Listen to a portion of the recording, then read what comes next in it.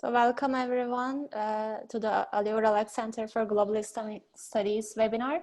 So this is Ayşenur. I'm the program coordinator at the Leeds Center. Courtney Rinker will be moderating the discussion today, and our speaker is Dr. McLoughlin from the Leeds University, United Kingdom. Thank you so much to everyone for being with us today. I have the privilege of being able to moderate this session this afternoon here on the East Coast. So just a few introductory remarks. My name is Courtney Hughes Rinker. I am Associate Professor in the Department of Sociology and Anthropology and the Director of the Global Affairs Program at George Mason University. And I am one of the core faculty members at the Ali Verl-Ak Center for Global Islamic Studies. Thank you for joining us today for the fourth session of our webinar series on COVID-19 and Muslim religiosity with Dr. Seán McLoughlin on the Hajj and COVID-19, Saudi Arabia, the transnational pilgrimage industry, and Muslim religiosities in diaspora. If you've missed our previous webinars in this series, you can access them from the Ali Verl-Ak Center's website or the Vimeo account. A few administrative details first. The center's program coordinator, Ayşenur, will be hosting and supporting the webinar, and she will be posting reminders and the links in the chat box. So please take a look at that. During the talk, the attendees will be muted. There will be a question and answer period after Dr. McLoughlin finishes presenting. During the Q&A session, you can raise your hand and we will ask you to unmute yourself to ask the question. Or if you prefer, you can also type the question into the chat and one of us will read it during the Q&A. We will call on people or read the questions in the order that they appear in the chat or in the order that their hands are raised. 100,000 people. The chat is able to be viewed by all participants. And I also want to let you know that the webinar, including the Q&A session, is being recorded so that it can be made available via the center's website and social media in about a week. So we encourage you to visit the website of the Ali Verl-Ak Center for Global Islamic Studies at George Mason to learn more about its projects, programs, and people, and to also take a look at Meydan, the online publication of the center, and Ahmet is the best contact for Meydan. Also, please note that the next session in the Ali Verl-Ak Center's webinar series will be on August 11 with Shabana Mir from the American Islamic College in Chicago on Everything Has Changed, But We Can't, Muslim Religious Responses to COVID-19. So please visit the center's website for more details, and we hope that you will be able to join us for that session as well. So now I have the pleasure of introducing our scholar for this afternoon. Dr. Seán McLoughlin is professor of the anthropology of Islam at the University of Leeds in the UK. He is the author of Mapping the UK's Hajj Sector, an independent report launched at the British Parliament in 2019. So I would like to welcome Dr. McLoughlin today and thank you very much for being with us. And I will turn the floor over to you. Thank you so much, Courtney, and thank you to everyone at the centre. I've just got two slides, so one of them you can see right now, I hope, and that's just my plug with my email address, and there's a website there on which you can learn more about my research. I'm also on Twitter, so if you're interested in anything I'm saying or you want to respond to that or just get in contact with me, do contact me through Twitter. So I'm just going to move over now to the second page of that slide, and it just shows you, first of all, of course, an image there of the Masjid al-Haram at the center of Mecca, and we can see this big empty space around the Kaaba, and of course typically we see images of the Kaaba and pilgrims circling around the Kaaba in great numbers. So in some ways, this is just a simple representation of the presence that is absent. You can see that there on the fourth point I'm coming to when I'm going to talk about Muslim religiosities, but that's just an image there to represent some of the absence that comes with the experience of the COVID-19 age. So I'm going to give a few introductions. I'm going to talk about Saudi Arabia and the political economy of pilgrimage tourism there and what COVID means for all that. I'm going to talk about challenges of regulating the translocal pilgrimage industry. And then finally, I'm really going to come around more squarely to this question of Muslim religiosities, and that will be my final section. So I'm going to leave that up there, but mainly I'm going to be reading my paper, so I hope you can follow along with me. So I believe that the invitation to give this talk was prompted by a short article I wrote recently for The Conversation UK, and I'll share a link to that article later. But what I'm going to say here is a very much expanded version of that. Of course, the 5 days of Hajj prescribed in the Islamic lunar calendar fall just about now. So this is a very timely opportunity for me to begin to reflect on what the pandemic means for different aspects of Muslim pilgrimage to Mecca and Medina. This is a work in progress, so I hope to benefit from your questions and your suggestions. Now, Hajj is a topic that I've been researching since the late 1990s. My disciplinary background and training is in the anthropology and sociology of the study of religion, Islam, and migration studies. So I'm interested in Islam, but also issues around diaspora and transnationalism. And I think my approach is well suited to a global Islamic studies. In fact, I'd probably, following Roland Robertson, call that a glocal Islamic studies. So for me, the global is always tailored to different local, national, and regional contexts, which are translocally and multilocally connected. To state the obvious, the study of the Hajj cannot be confined to Mecca as a circumscribed time, space, location, or set apart from wider social, cultural, economic, and political circulations.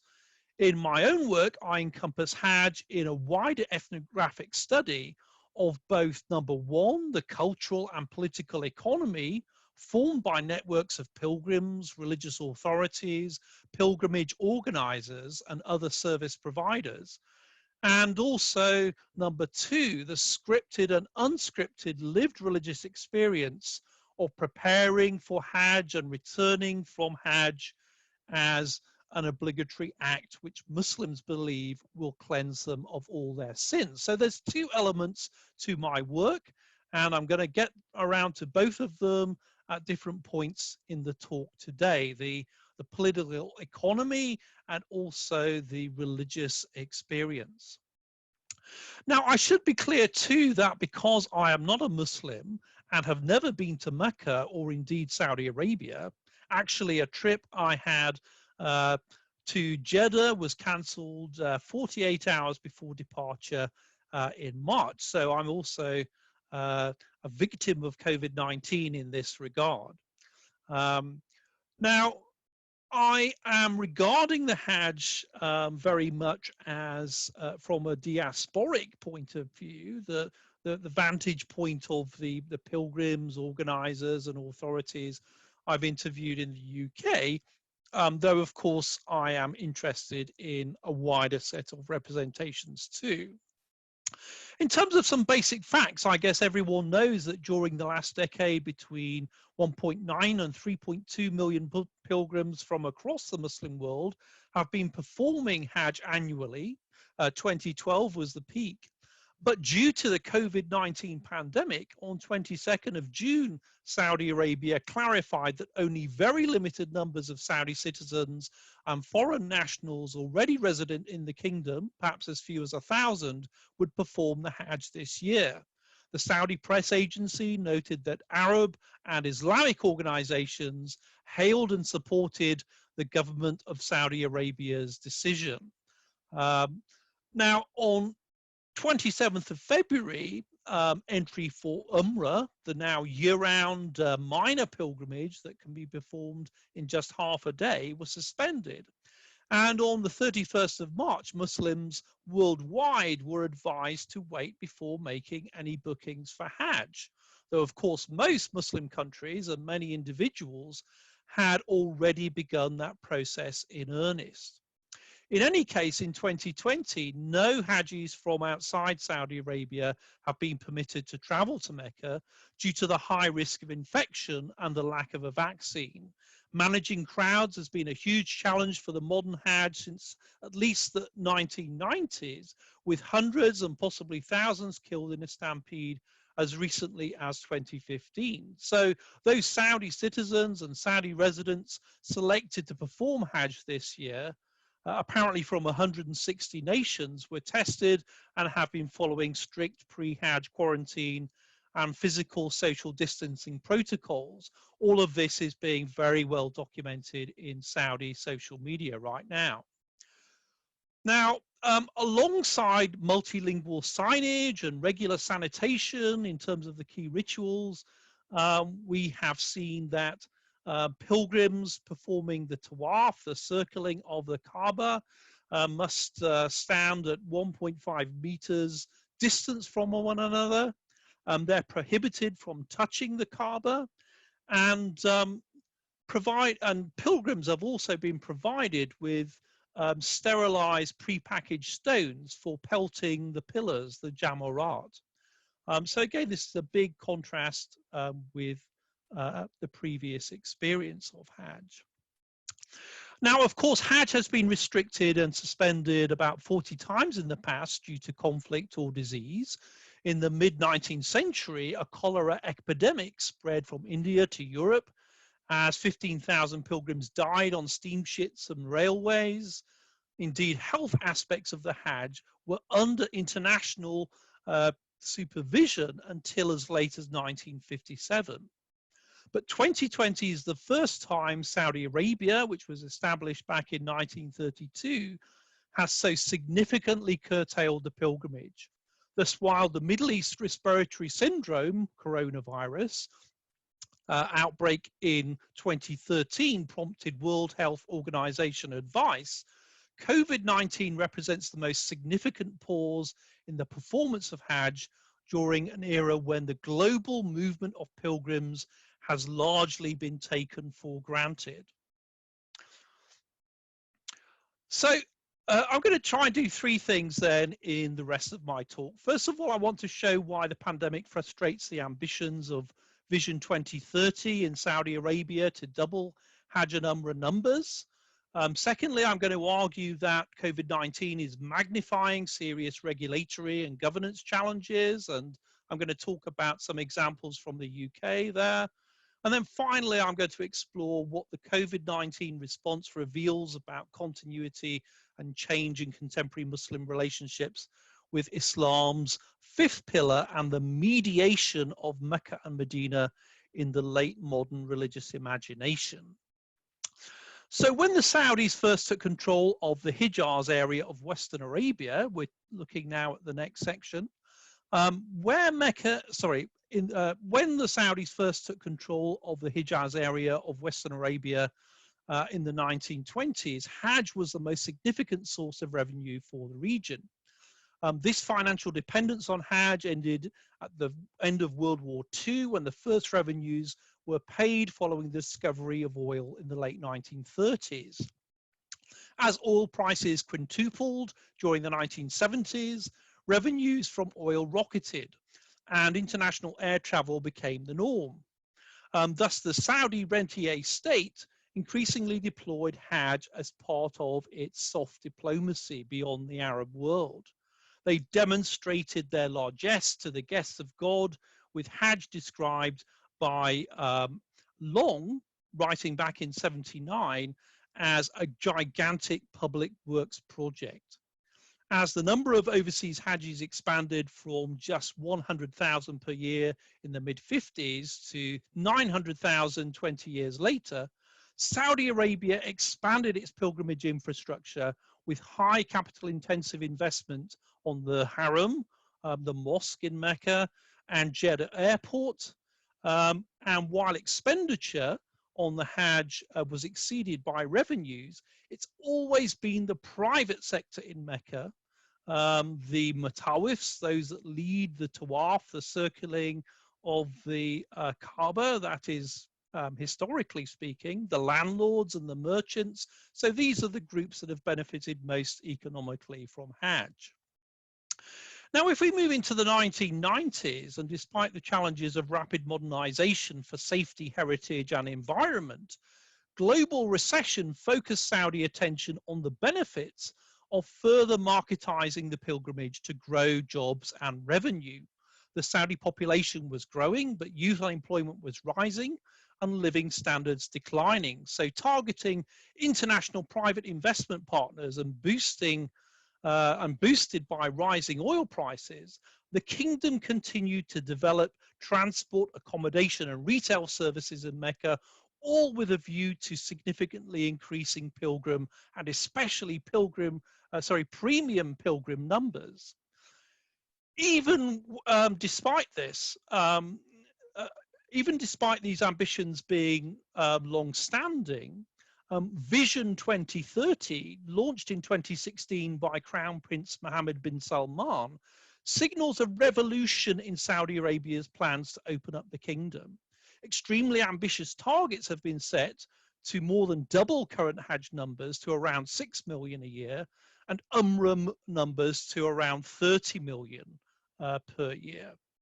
Now, I can talk more about that in due course, but I want to move on to say a little bit more now about Vision 2030, which has been especially focused on the global urban Muslim middle class with its higher disposable incomes.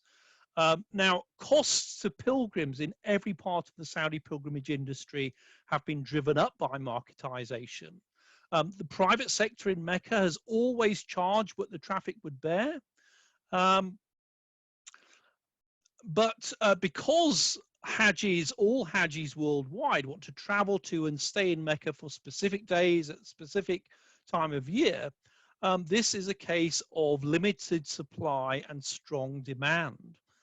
There's strong, fierce competition too between multinationals for access to Mecca's prime real estate. Certainly in locations around the Haram, 50% of hotels are 4- and 5-star international chains. And what we're seeing here is a shift in the Saudi economy, a general restructuring away from a distributive state to one that's earning income through privatization. In fact, we've also seen government subsidies for water, electricity, and fuel ending. In 2018, value added tax at 5% was introduced for the first time. And amid the Covid-19 crisis, this has actually tripled back in May to 15%. So this will add to the price of Hajj packages, but also finally bring an end to the end of tax-free shopping for pilgrims in Saudi Arabia. So Hajj is generating around 8 billion annually in revenue for the Saudi economy, 12 billion including, that's US dollars, including Umrah. But given huge drops in the current demand for oil due to the economic crisis provoked by COVID-19, the longer impact of the virus could also deal a blow to Saudi Arabia's ambitions to diversify its economy by expanding pilgrimage-based tourism. A deep global recession seems inevitable, with global capitalism and consumerism so dependent on prosperity and international mobility. In the short term, the rationale for and likelihood of achieving Vision 2030's targets are at least in question. The socially and physically distanced pilgrimage trialed at Hajj 2020 will have to be scaled up very significantly to be economically viable. Mecca's infrastructure is poised, but the whole world is waiting for a new normal to emerge in terms of international travel and tourism. At the same time, it's very clear that despite the importance of the private sector to delivering its project, Vision 2030 and the whole project of Mohammed bin Salman is driven by a centralized form of governance and an impatience with the relaxed pace of traditional Saudi bureaucracy. The strategic significance of technology to Vision 2030 will also be key to navigating the new operational and market-based challenges associated with the pandemic. So I'm moving on now to my next section around the transnational or the translocal pilgrimage industry and questions of regulation. So while COVID-19 has put concerns with health and safety to the fore, as yet there are few immediate signs of the pandemic provoking a more profound rethinking of the Hajj industry status quo. Robert Bianchi, author of Guests of God, is a long-standing advocate for the re-internationalization of responsibility for managing the Hajj, in contrast to what he sees as Saudi unilateralism. He maintains that the current system is already breaking down and failing pilgrims, in part because of the regulatory nightmare, this is a quote, of unrestricted growth and haphazard privatization worldwide. He points to the yawning gap between eternal ideals and tragic reality as eroding the kingdom's religious prestige and political legitimacy. Now, this is an understandable and perhaps even an idealistic critique, one that's repeated too in the work of commentators such as Ziauddin Sardar. Bianchi's work focuses mainly on the politics of organizing pilgrimage in non-Arab countries, Pakistan, Turkey, Indonesia, Malaysia, and Nigeria. And he points to political corruption scandals associated with Hajj management in these countries. Indeed, when Indonesia's religious affairs minister cancelled the country's state-organized 2020 mission for Hajj a few weeks before the Saudi curtailment, anxious pilgrims took to social media to speculate whether their Hajj saving plans and investments were safe from government appropriation for other purposes. Disappointed pilgrims were advised that they will have priority next year, but in the most populous Muslim nation, with the largest international Hajj quota, around 220,000 pilgrims, any backlog will only add cumulatively to normal waiting times, which can be up to 30 years. So the global pilgrimage industry then is comprised of multiple translocal relationships. And these relationships between organizers of the Hajj, international airlines, and other service providers face significant uncertainty in their dealings. This is something that's rather characteristic of dealings with the kingdom at the best of time, with timely and transparent information sharing a long-standing issue. Yet while frustrations are often voiced alongside praise for the Saudis, all concerned have made their peace with what is a risky business that has hitherto delivered strong returns.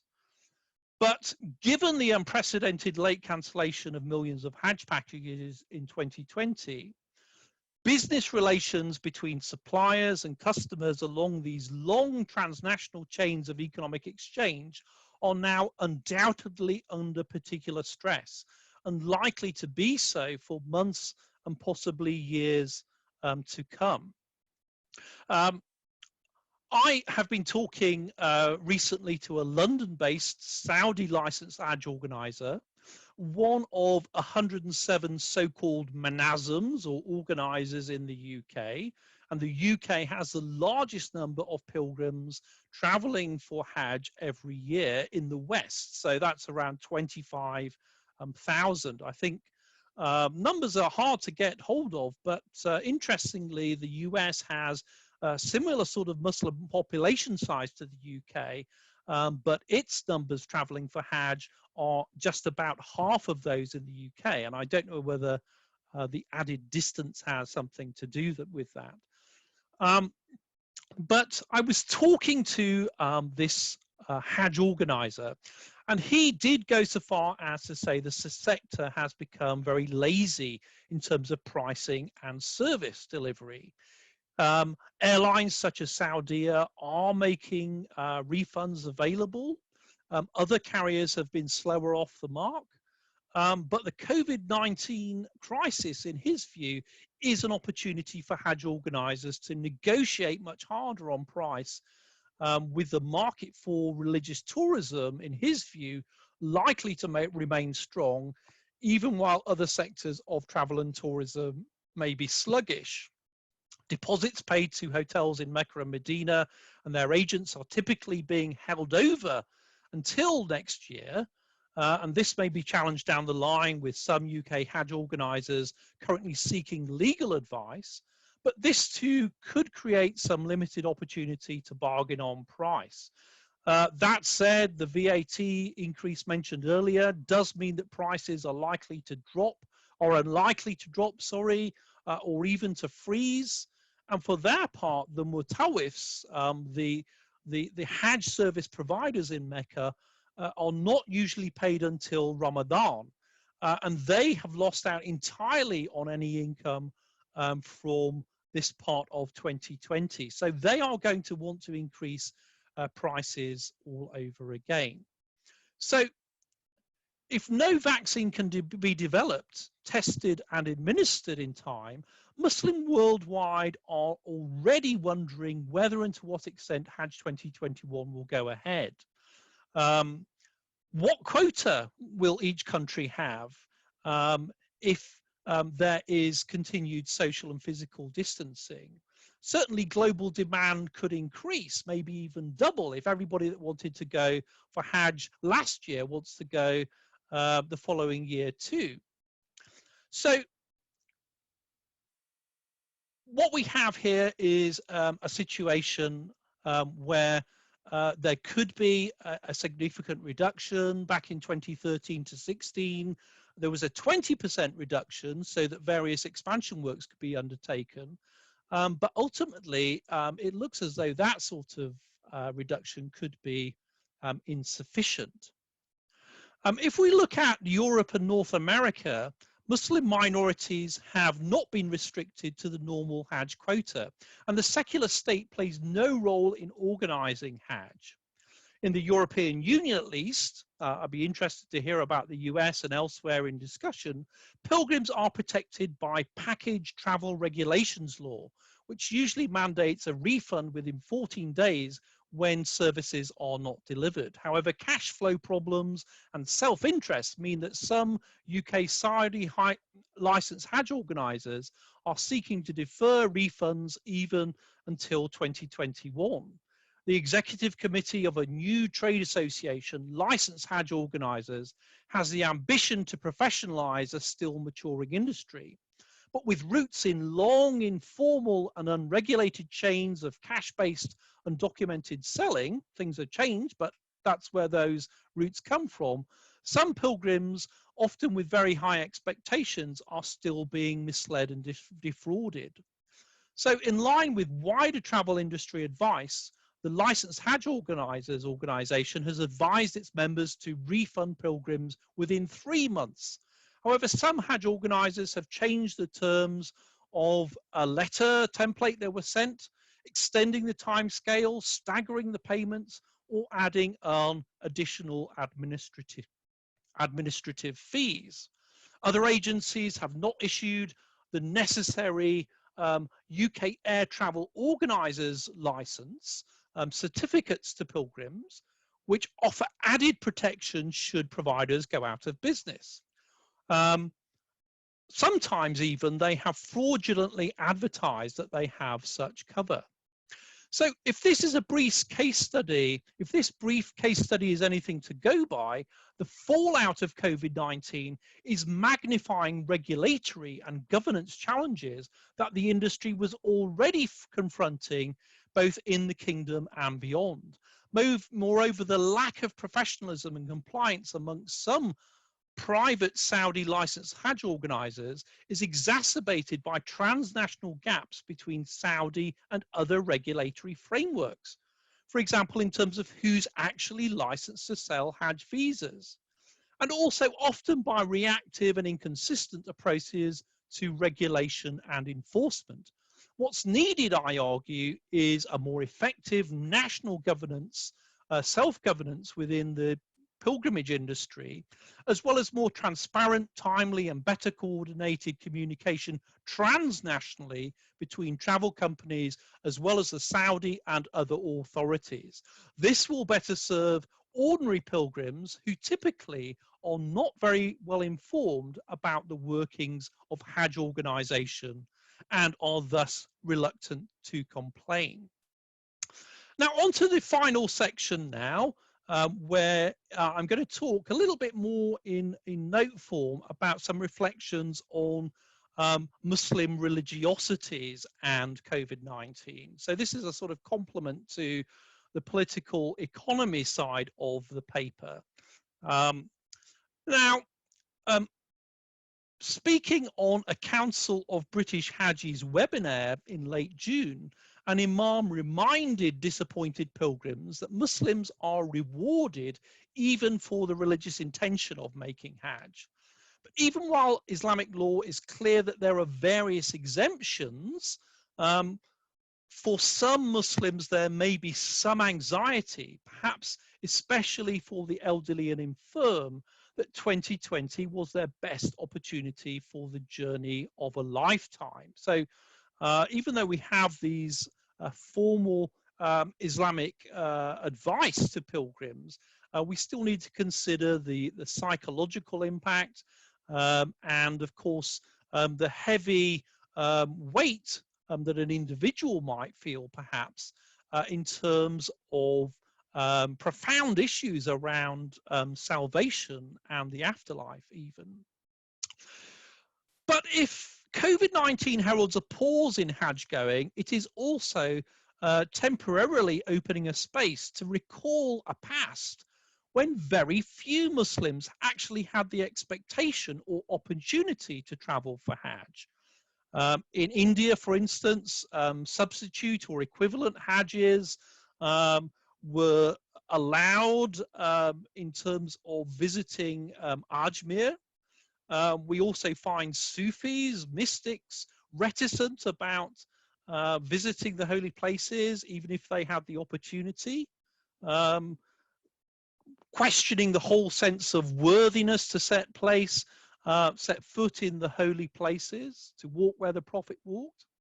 So for most Muslims in history, the connection to the holy places was very much about emotions of love and longing. Yes, there was this formal Islamic obligation to perform Hajj if possible, but it wasn't possible for most people. So this connection, this love of the holy places was sustained through a mediated Islamic culture and imagination, pious texts, poetry, artifacts, images, rituals, oral and musical traditions, as well as returning pilgrims' tales. We might even think about those images that sit in the rooms of so many Muslim homes. And in this regard, Carol Delaney, a US anthropologist who worked in Turkey, speaks very powerfully of Mecca as a place displaced beyond the horizon, creating a desire to bridge the distance, a present that is absent. And I suppose I'm reflecting that COVID-19 is putting us back into almost a kind of pre-modern moment in some regards, not in others, where Mecca is this place displaced beyond the horizon.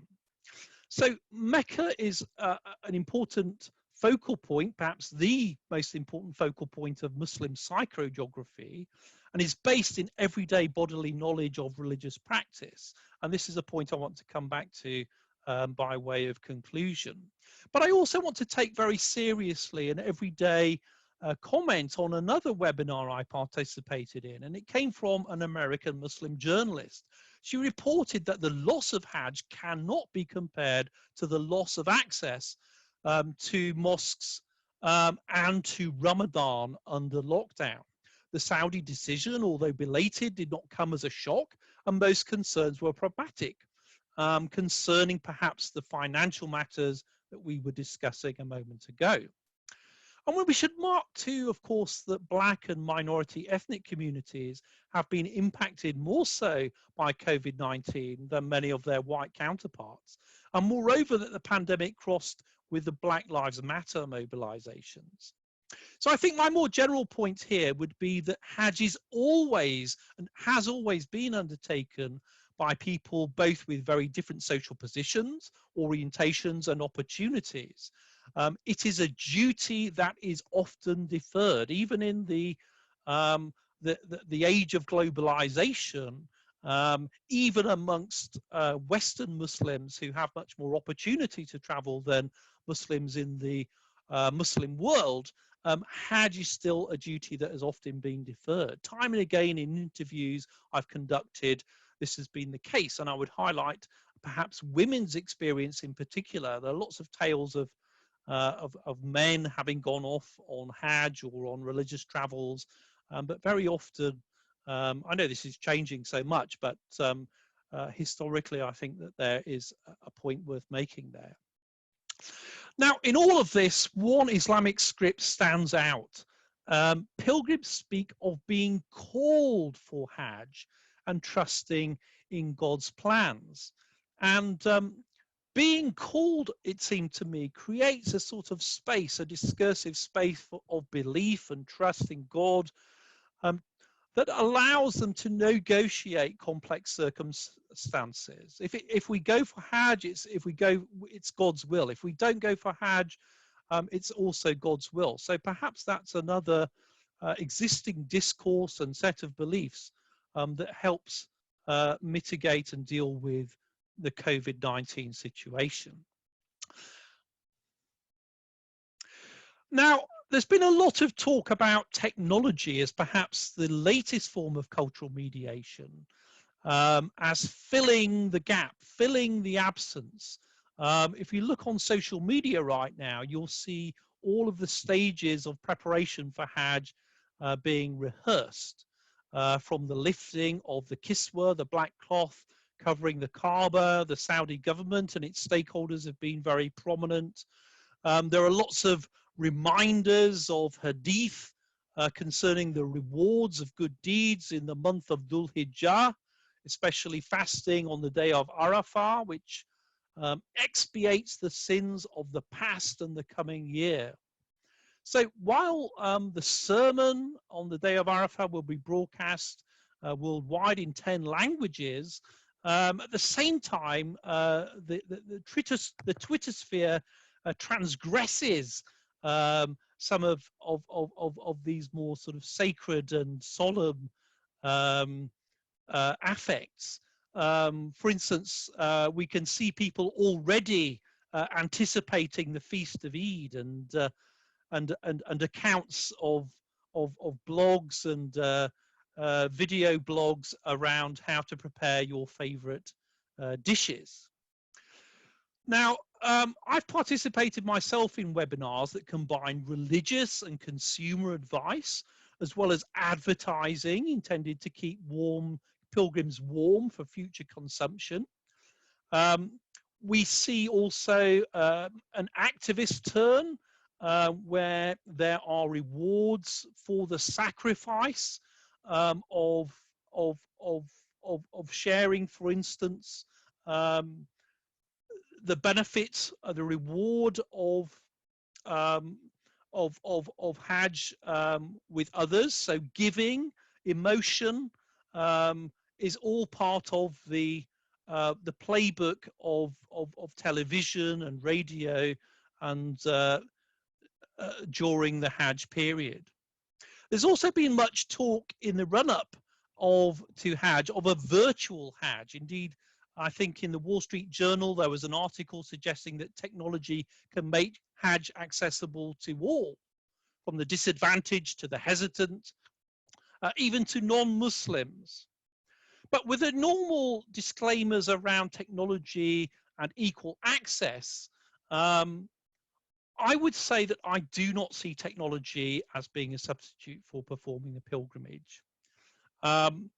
It's an extension of the representations of the holy places in culture that I've been talking about.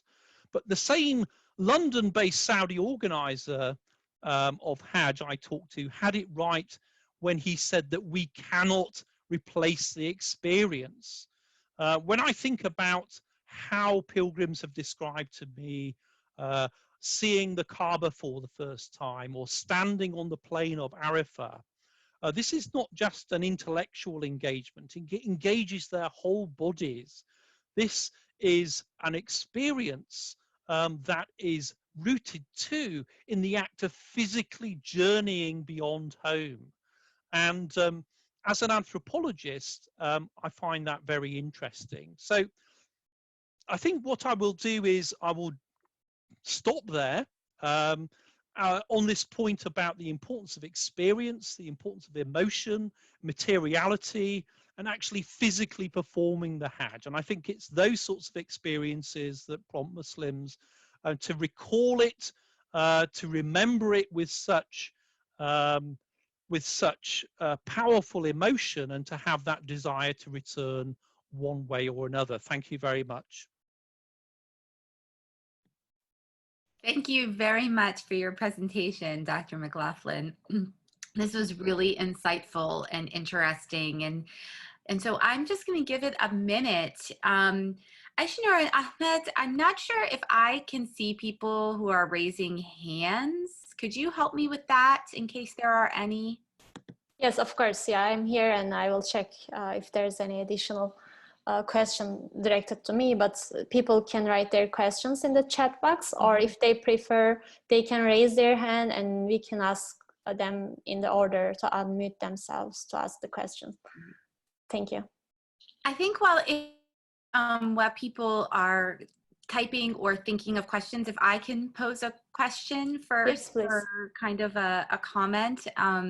So I want to thank you so much. This has just given a lot to think about. And my question really is something, as you were talking through your first 3 sections, it kind of was in my mind, and then you really hit on it in the 4th section, this notion of place and this notion of displacement. And I really appreciated how you used Carol Delaney's work as well.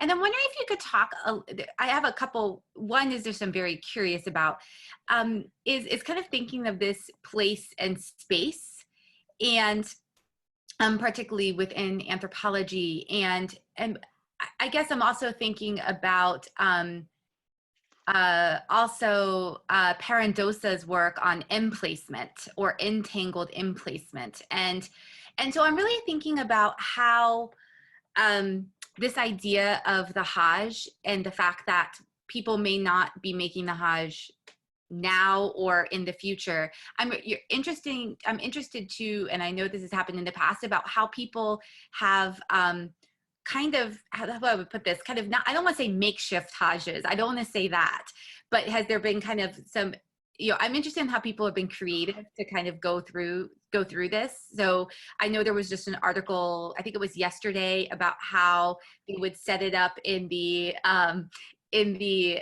like the gymnasium. They would set up the Kaaba in the gymnasium of like an Islamic school, which was really interesting to me to kind of perform this. And the author was saying, well, maybe I will actually never get to do it, but maybe I shouldn't, because of the kind of what's happening with the virus, and just who knows what the future will bring in terms of health and such. And so I'm curious about that, if you've come up, if you've seen this kind of these creative strategies. But then I'm also wondering if you could talk a little bit more about this notion of place and memory, and this how the Hajj connects to kind of Muslim identity. And I found that really interesting, particularly given the time period that we're living in. Yes, thank you very much for your question. I think perhaps I could sort of take the second part first, although maybe that's where we started out. But I mean, I think there's a really profound sense of connection to place, and obviously that has deep theological roots, in the sense that Mecca is the place where the house of God is, and it can be traced back not just in history, but in sort of prehistory, as a sort of primordial connection to Adam and to Abraham. So really we're talking about the whole history of monotheism that Muslims are able to connect to. And I guess that you know, most pilgrims are aware of that, but what came through in some of this work that I've done in the past is as I tried to say, just this deeply embodied experience of being in place. So people describing not so much the theology behind being in place, but actually what it does to their bodies, what it makes them feel, how it sort of gives them a charge. And I think, you know, that's a really, really powerful I suppose way of speaking back to this possibility of doing something more virtually, because the point is people want to go back that have been there. I mean, amongst the British Muslims and maybe American Muslims as well, because there's the opportunity. People have even talked about wanting to travel to kind of top up on spirituality. You know, back in the day, if you were lucky, this was a once in a lifetime journey. But the way things have changed and the way that communities have become more prosperous has just allowed them to have that relationship as diasporas. So living in non-Muslim societies, but being able to literally go and be in a spiritual homeland. So I sometimes talk in my work about a homing desire. So it's not the same as a sort of a nationalistic homeland ideology, but it's a strong sense of religious homeland. I need to kind of stop myself because I could easily go on. I think what I should say in terms of the creative strategies is that I mean, to be honest, I haven't sort of been looking at that very directly, but the tour operator I mentioned in my talk has been very deliberately replacing or filling that empty space with pilgrims from previous years, talking to those pilgrims who'd intended to travel this year, giving very experience laden talks about different aspects of performing the Hajj. So what it's like to put on the ihram, what it's like to stand in front of the Kaaba, and so on and so forth. So I think connecting with experience through other people's experience is a very natural thing for Muslims to do, because of course this is what happens anyway. The stories, the experiences are contagious, to use a kind of loaded COVID related term, and it's blessing that has circulated back from the holy places, and perhaps those blessings are circulating in the accounts of last year's and previous year's Hajjis too. I'll stop there because I can get too excited, you know. Thank you very much. Laura Jones has a question. Laura, I see your hand is raised. Would you like to unmute yourself? Yeah. Okay, great. Thank you, Laura. All yours. Hi. Yeah, just to say, I'm doing PhD at Cardiff Uni about Ramadan. Oh, and, hi, Laura. I was on a panel last year at a conference. So, and obviously my research, I've been doing it this year on Ramadan. So it's Ramadan in lockdown, essentially. So kind of similar to what what you've been discussing today, but obviously a different kind of practice and ritual there. I wanted to ask, how important is the kind of communal aspect of Hajj and the fact of everyone physically coming together in Hajj and, you know, enacting these rituals together, all doing the same thing? And I know it's a lot about the dress and everyone wearing the same dress. And how do you think that's been affected by COVID-19? Is that communal aspect, that communal spirit of Hajj still there? Again, that's something important in my work. I'm looking at how is that community spirit, is it still there in Ramadan, even though when everyone's isolated? That's a great question. Thank you very much indeed, Laura, and good luck with your research. I think you've put your finger right on it there, because of course, as well as sort of very elementary themes such as place, the whole idea of the Ummah, the Muslim community gathering in one place annually, is truly symbolic for Muslims, and it's one of the major themes that Muslims talk about on their return. Now, I don't like to idealize discourses, so alongside talking about that experience of connection, diversity, and so on and so forth, I think we could also get pilgrims talking about social divisions. But I think that you're absolutely right that Hajj and Ramadan probably have this in common this year, because it's so much the communal experience that people are missing, and we can try to recreate that through social media, and no doubt people are getting support. But again, it's this idea of the contagiousness of bodies in proximity, and the sorts of energies, the spiritual energies that can flow from that. So the spiritual and social energies, and we know that Durkheim and others, Turner in anthropology and pilgrimage studies have talked about these things. So I think this builds on the point that I was making about the importance of physically journeying and physically being in place. And it's physically journeying and physically being in place with others. Hajj does prompt a certain sort of internal reflection and self-identity, but people travel for Hajj typically with others, and they come back with others. So Hajj is a social institution. And again, I'll stop there because I don't want to keep talking. Thank you. Thank you. We have one question in the chat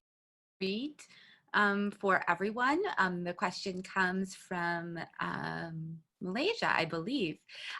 Thank you, great presentation. My question is how Saudi addresses the pandemic without discriminating the sovereignty of Muslims all over the world, the right to visit Mecca. Your thoughts, please. Well, I think some of those thoughts were buried there in the paper. We're definitely coming back here to the sort of politics of the global Ummah to build on that point about community that we had in the last question. I think that this is a contested arena, and what we have are these different discourses layered one on top of another when we come to talk about Hajj. And there's no doubt that the Saudis have spent a great deal on developing the holy places, and as we've heard, they want to do that in part to develop their revenue streams. But at the same time, I think there are tensions around their relationships with other Muslim countries. I alluded to the work of Robert Bianchi, and I'd really recommend that to people interested in the politics of Hajj. And he's very much of the mind that there ought to be a move back to some sort of international management of the Hajj. I mean, that is to some extent manifest in the OIC, but the feeling of Bianchi and others is that there's a certain sort of unilateralism at work there. And I guess that if one looked at the history of the holy places, there would be different sorts of paradigms. At the same time, one thing that did kind of strike me when I was doing my research from the UK is that we do live in a world of nation states. And of course, rhetorically and politically and theologically, the Ummah does indeed transcend that. But at the same time, in terms of organizing a lot of practicalities, there could be a lot of challenges in terms of managing the Hajj through international committees. So I can see quite different sides of the argument there. And ultimately, it's a matter of politics. Thank you.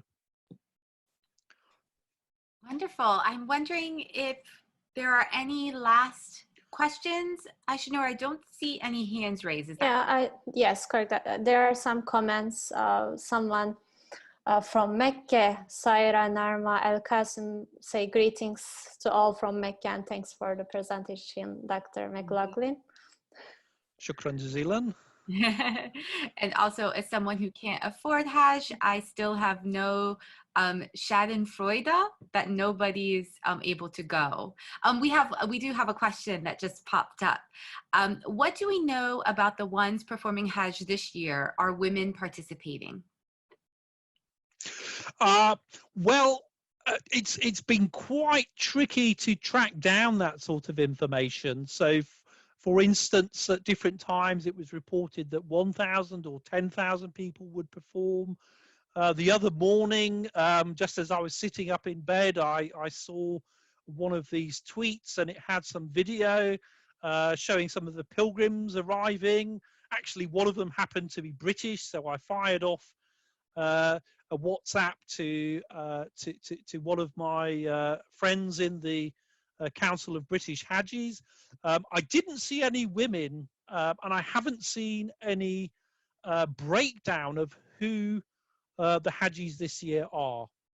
All I know is that I think 160 countries are represented, which is a lot, but it would be fascinating, particularly for sociologists and anthropologists, to see what that breakdown is. Sorry, I can't answer the question really. Well, thank you very much. I think I'm just making sure. I think that's all of our questions and comments. Yes, I think we covered Right. Well, everything. thank you. Thank you so much for your presentation this afternoon. Oh, there is one. Oh, yes, women are participating with the, this is someone who responded, with the majority of pilgrims being medical professionals. This is the non-expert opinion, of course. Seán is the expert. Not at all. As I said at the outset, I'm trying to learn more all the time, and thank you for that contribution. A source, of course, for that information would be very welcome indeed. We can put that maybe in the chat, perhaps, if we can. Oh, wonderful.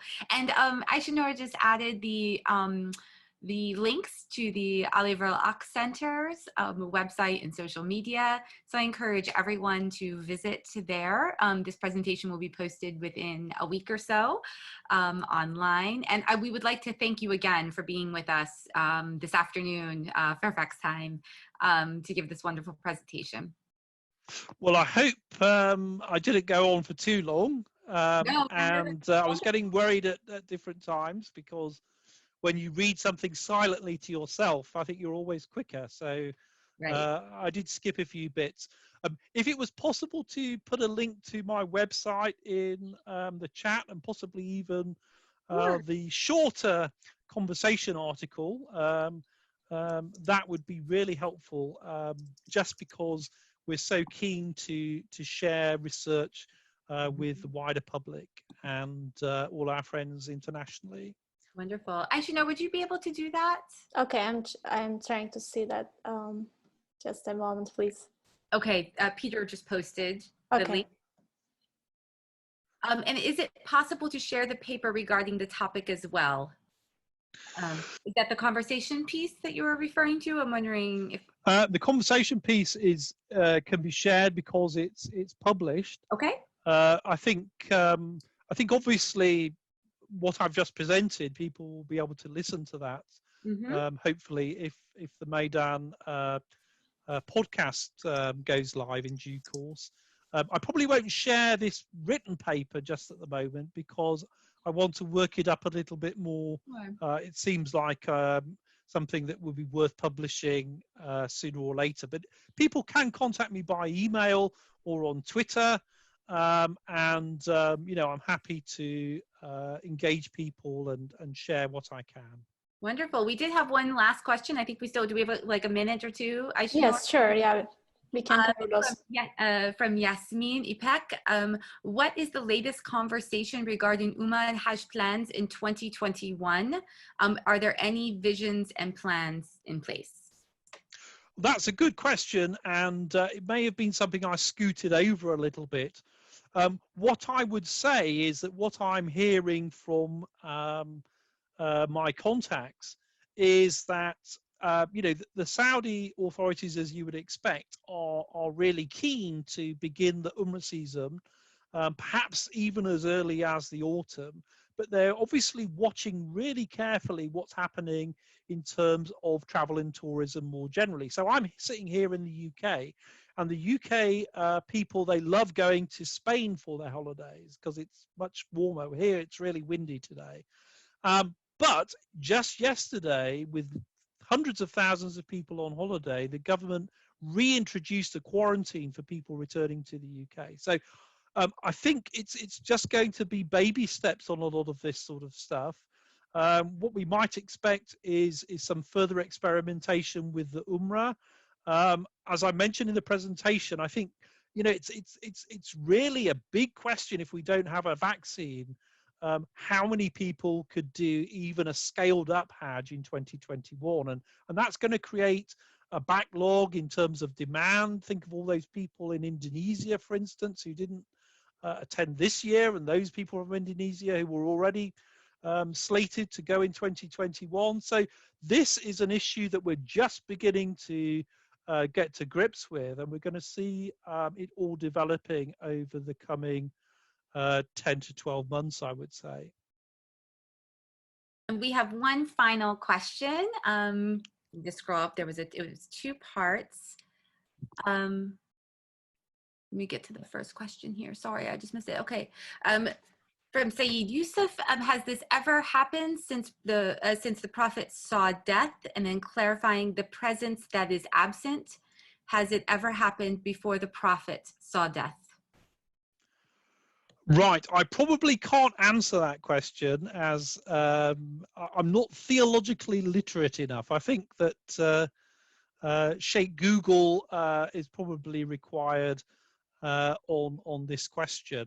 I know that there's a good Saudi website that documents, I think, 40 instances where the Hajj has been curtailed. I didn't quite get all of the question, but just as an act of modesty at the end, I'm going to say that I don't know the answer to that one.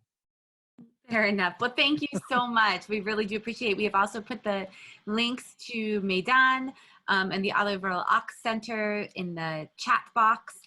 Thank you, Dr. McLoughlin, for your presentation this afternoon.